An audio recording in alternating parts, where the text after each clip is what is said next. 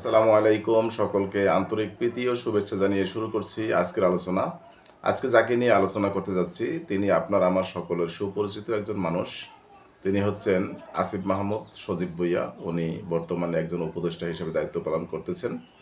উনি বৈষম্য বিরোধী ছাত্র আন্দোলনের সাথে যুক্ত ছিলেন এবং 5ই আগস্টের পরে শেখ হাসিনা পালিয়ে যাওয়ার পরে উনি উপদেষ্টা হিসেবে দায়িত্ব পালন করে আসছেন।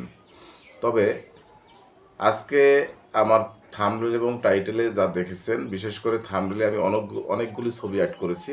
তার পিছনে একটি কারণ আছে। কারণ একটা সিনেমাতে যেমন অনেকগুলি চরিত্র থাকে, ঠিক আমার ভিডিওতেও আজকে যে চরিত্রগুলি, যে ছবিগুলি দেওয়া হয়েছে, প্রত্যেকটা চরিত্রেরই প্রত্যেকটা ব্যাখ্যা আছে, যার কারণে অনেকগুলি ছবি আমি অ্যাড করেছি।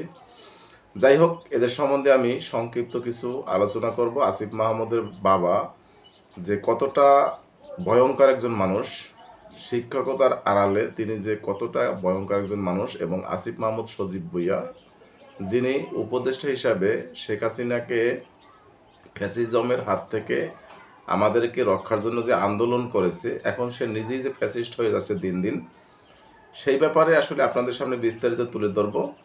এবং তার আশ্রয়ে প্রশ্রয়ে তার এলাকা মুরাদনগরে কী কী অন্যায় সংঘটিত হচ্ছে সেটা নিয়ে আপনাদের সাথে আলোচনা করব। যাই হোক, দর্শক শ্রোতা, আমার চ্যানেলে যদি আপনারা নতুন হয়ে থাকেন অবশ্যই চ্যানেলটি সাবস্ক্রাইব করে দিবেন এবং লাইক কমেন্ট শেয়ার করবেন এবং সম্পূর্ণ ভিডিওটি দেখবেন। আমার আজকের ভিডিওতে পুরোপুরি থাকবে আকর্ষণ, কারণ আমি আসিফ মাহমুদ সজীব ভুঁইয়ার সকল অপকর্ম, দুর্নীতি এবং সকল ব্যাপারেই কম বেশি কথা আপনাদের সামনে তুলে ধরবো সংক্ষিপ্ত ভিডিওর মাধ্যমে, আমি যতটুকু বোঝাতে পারি।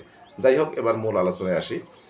আসিফ মাহমুদ সজীব ভুঁইয়া 5ই আগস্টের পরে সে উপদেষ্টা হওয়ার পরে তার বাবা একের পর এক কিন্তু দুর্নীতি, অন্যায়, অনিয়ম করেই চলছে। দেখেন, কিছুদিন আগে তার বাবা একটি লাইসেন্স করেছিল, ঠিকাদারি লাইসেন্স। সেটা নিয়ে কিন্তু অনেক বিতর্ক হয়েছে এবং আসিফ মাহমুদ সজীব ভুঁইয়া বলেছেন যে এটার ব্যাপারে আমার কোনো সুস্পষ্ট ধারণা নেই। যাক, ভালো কথা, ধারণা নেই। আর সে এলাকায় অনেক প্রভাব দেখিয়েছে, এটা সাধারণ মানুষ অনেক সময় বলার চেষ্টা করেছে, কেউ বলতে পারছে, কেউ বলতে ব্যর্থ হয়েছে, এটাও সবাই জানে। তবে আসিফ মাহমুদ সজীব ভুঁইয়া তখন যখন বিপদের মুখে পড়ে তখন তার বাবার লাইসেন্সটি ক্যান্সেল করে দেয়, সেটা একটা সে মহানুভবতার পরিচয় দিয়েছে। কিন্তু তার যে আসল অপকর্ম, এটা কিন্তু দীর্ঘদিন ঢাকা ছিল। কারণ কিছুদিন আগে এই যে একটি হিন্দু নির্যাতন হলো, মানে ধর্ষণের শিকার হলো হিন্দু এক নারী, সেখানে কিন্তু এক স্থানীয় বিএনপি নেতার বিরুদ্ধে ষড়যন্ত্র করা হয়েছিল। কারণ আসিফ মাহমুদ সজীব ভুঁইয়ার বাবা দীর্ঘদিন যাবৎ আওয়ামী লীগের রাজনীতির সাথে যুক্ত ছিলেন এবং আওয়ামী লীগের একটা পোস্টধারী লোক ছিলেন। যাই হোক, সেটা মুখ্য বিষয় না, মানুষ যে কোনো দল করতেই পারে। তা সেই দর্শনের দায় কিন্তু দেওয়া হয়েছিল এক বিএনপি নেতার উপরে। পরবর্তীতে মানে জানা গেছে যে ওই নেতা আসলে বিএনপির না, উনি হচ্ছে আওয়ামী লীগের একজন কর্মী, এবং ওই দর্শনকারী যিনি, তার বাবাই কিন্তু নিজে স্বীকারোক্তি দিয়েছে যে আমার ছেলে আওয়ামী লীগের কর্মী ছিল। যাই হোক, মানে বিএনপিকে উনি চাপানোর জন্য, দমানোর জন্য এইভাবে কিন্তু করতেছে। আবার আরেকটা ব্যাপার হচ্ছে, এখানে আমাদের সাবেক যিনি বিএনপির একজন মন্ত্রী ছিলেন, ওনার নাম হচ্ছে কাজী শাহ মোফাজ্জল হোসেন কায়কোবাদ। একসময় উনি প্রতিমন্ত্রীর দায়িত্ব পালন করেছিলেন বিএনপির থেকে 1986 থেকে 2008 সাল পর্যন্ত। দীর্ঘ একটা সময় কিন্তু উনি বিএনপির এমপি ছিল এবং উনি যথেষ্ট একজন ভালো মানুষ, ধার্মিক মানুষ এবং সৎ মানুষ। ওনার কিন্তু এলাকায় একটা গ্রহণযোগ্যতা আছে। এখন ওনার দলের বিভিন্ন নেতাকর্মীর বিরুদ্ধে কিন্তু আসিফ মাহমুদ সজীব ভুঁইয়ার হয়রানি চলতেছে। বিশেষ করে আসিফ মাহমুদ সজীব ভুঁইয়া যতটুকু না করছে, তার বাবা কিন্তু তার থেকে বেশি করতেছে। একটা সময়ে আসিফ মাহমুদ সজীব ভুঁইয়ার বাবা কিন্তু আওয়ামী লীগ করতো এবং আওয়ামী লীগের বিভিন্ন এই নিষিদ্ধ ঘোষিত সংগঠন, আওয়ামী লীগের বিভিন্ন চেয়ারম্যান ইলেকশন বলেন, এমপি ইলেকশন বলেন, তাকে কিন্তু ভোট চাইতে দেখা গেছে।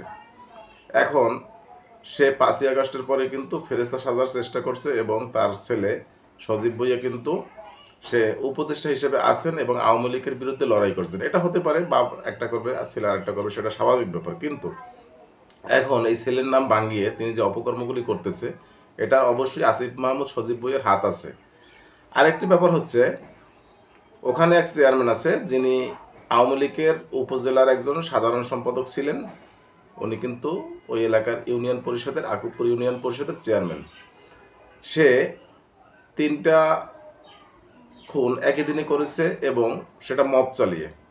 এখন কথা হচ্ছে, এই লোক 5ই আগস্টের পরে কিন্তু পালিয়ে গিয়েছিল। এ আসলো কিভাবে? এ আসছে একমাত্র আসিফ মাহমুদ সজীব ভুঁইয়ার বাবা বিল্লাল মাস্টার ওনার নেতৃত্বে এবং ওনার প্রশ্রয়ে। এসে উনি সেই আগের মতোই কার্যক্রম পরিচালনা করতেছেন। অন্যায় অপরাধ যত প্রকার আছে সবগুলি করতেছেন এবং এই বিল্লাল মাস্টার কিন্তু ওনাকে শেল্টার দিতেছেন। তার মানে সে এখন এলাকার গডফাদার এবং তার ছত্রছায়ায় সকল অপকর্ম করতেছে। দেখেন, আসিফ মাহমুদ সজীব ভুঁইয়ার বাবা কত সুন্দর দাড়ি, কত সুন্দর চেহারা এবং সে একজন হায়ার এডুকেটেড পারসন, যেহেতু একজন স্কুলের প্রধান শিক্ষক। তার কাছ থেকে আমরা এরকম কোনো কিছু হবে সেটা আশা করিনি। তবে একটা কথা আছে না, মানুষ না আওয়ামী লীগ, সে কিন্তু মানুষ না, সে কিন্তু আওয়ামী লীগ, যার কারণে তার কাছ থেকে এটা সম্ভব হয়েছে। দেখেন, সেই 3জন লোককে কিন্তু মব সৃষ্টি করে হত্যা করা হয়েছে এবং তাদেরকে বলা হয়েছে তারা মাদক সেবনকারী, মাদক বিক্রেতা। আচ্ছা, মাদক সেবনকারী, মাদক বিক্রেতা বুঝলাম, কিন্তু মাদক বিক্রেতাকে আপনারা মব সৃষ্টি করে হত্যা করবেন, এটা কোন আইনে লেখা আছে বলেন? এবং আপনাদের নেতৃত্বে তার বিরুদ্ধে থানায় মামলা নেওয়া হয়নি, সেখানে আসিফ মাহমুদ সজীব ভুঁইয়ার প্রভাব খাটিয়েছেন এবং তার বিরুদ্ধে কোনো মামলা নেওয়া হয়নি। এখন যারা আসামির আত্মীয় স্বজন যারা আছে তারা কিন্তু বিভিন্ন এলাকাতে ঘুরে বেড়াচ্ছে। আরেকটি মজার ব্যাপার হচ্ছে, এখানে আর একজন লোক আছে, ওনার নাম হচ্ছে মোহাম্মদ আলী। উনি কিন্তু আকুবপুর উচ্চ বিদ্যালয়ের ম্যানেজিং কমিটির প্রধান ছিলেন এবং ওনার নেতৃত্বে কিন্তু স্কুলের সকল ফান্ডের টাকা পয়সা ওনার অ্যাকাউন্টে ছিল, ওনার নেতৃত্বে, মানে ওনার মাধ্যমে। এবং ওনার যারা ছেলে মেয়ে আছে তারা বিভিন্ন দেশে সিটিজেনশিপ নিয়েছে এবং উনি একজন প্রভাবশালী মানুষ, টাকা পয়সাওয়ালা মানুষ, যার কারণে ওনাকে ওই স্কুলের ম্যানেজিং কমিটির দায়িত্ব দেওয়া হয়েছে এবং সভাপতি হিসাবে ছিলেন। তার স্বাক্ষর জালিয়াতি করে 2014 সালে এই আসিফ মাহমুদের বাবা 5 লক্ষ টাকা প্লাস হাতিয়ে নিয়েছেন। সেইটা যখন তিনি বলতে গেছে তখন কিন্তু তাকে বিভিন্ন মামলা হামলা দিয়ে জেলখানায় প্রেরণ করেছে এবং এখনও সে 30 লক্ষ টাকা দিয়ে সকল মামলা ডিসমিস করে কিন্তু দেশে আসতে পারতেছে না। লাস্ট পর্যায়ে কী করছে, সে বাংলা ভিশনের কাছে গিয়ে মানে বাংলা ভিশনের সাংবাদিকদের কাছে গিয়ে ঘটনাগুলি বলে এবং তার চোখে মুখে এখনও কিন্তু সেই আতঙ্কের ছাপ লেগে আছে। দেখেন কত বড় একটা অন্যায় কাজ করতেছে। তার কাছ থেকে 30 লাখ টাকা নিল এবং তার উপর থেকে এখনও মামলা কিন্তু উঠাই নেয়নি। এটাও কিন্তু আসিফ মাহমুদ সজীব ভুঁইয়ার বাবা এটা করতেছে।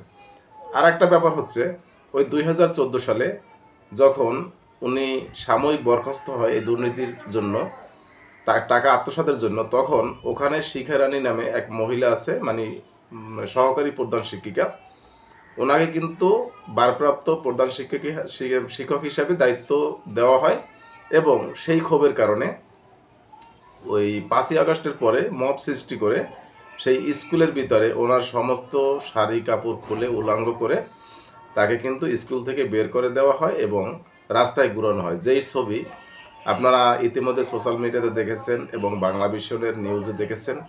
দেখেন কতটা নিষ্ঠুর হলে এটা আসলে করা সম্ভব। এখন আমরা যদি বলি যে সর্ষের ভিতরে ভূত, এটা কি বলা ভুল হবে?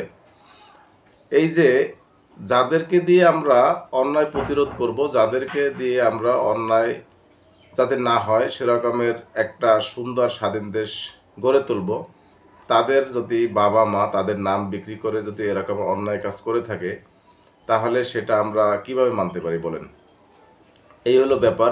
আসিফ মাহমুদ সজীব ভুঁইয়া এখন ওই সাংবাদিকরা তাকে এ ব্যাপারে জানতে চাওয়াতে সে কিন্তু ফোন রিসিভ করে না। এখন আমি বলবো এটাই, তার যদি সৎ সাহস থেকে থাকে তাহলে এই ব্যাপারগুলিকে ক্লিয়ার করবে এবং শুধু ক্লিয়ার না, ওখানে যারা আসামি আছে 3টা হত্যা মামলার আসামি, তাদেরকে দ্রুত অ্যারেস্ট করার জন্য সে সহযোগিতা করবে এবং তার বাবার বিরুদ্ধে যে অপকর্ম এবং দুর্নীতির নাম উঠে এসেছে সেটা সে সুষ্ঠু তদন্ত করবে এবং তার বাবাকে নির্দোষ কিনা সে তার বাবা সেটাকে সে মানুষের সামনে উন্মোচিত করবে এবং সেটা সঠিক উপায়ে, সেটা কোনো ক্ষমতার এবং প্রভাব খাটিয়ে না।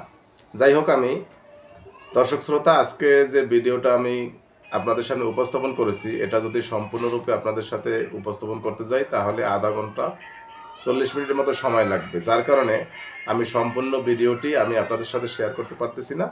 সংক্ষিপ্ত রূপে কিছু কথা আপনাদের সামনে তুলে ধরলাম। এখন আরও যদি বিস্তারিত জানতে চান তাহলে বাংলা ভিশনের একটা প্রতিবেদন আছে আসিফ মাহমুদ সজীব ভুঁইয়ার বাবার ব্যাপারে, সেটা আপনারা দেখে নেবেন।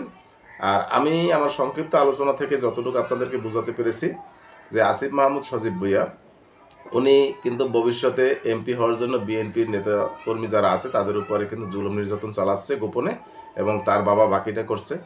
এখন এই রকম যদি হয় বর্তমান তার অবস্থা, সে যদি নির্বাচিত হয়ে এমপি হয়ে যায় তাহলে তার বাবার এবং তার কতটা প্রতিপত্তি এবং ক্ষমতা থাকবে সেটা আপনারা একবার কল্পনা করে দেখেন।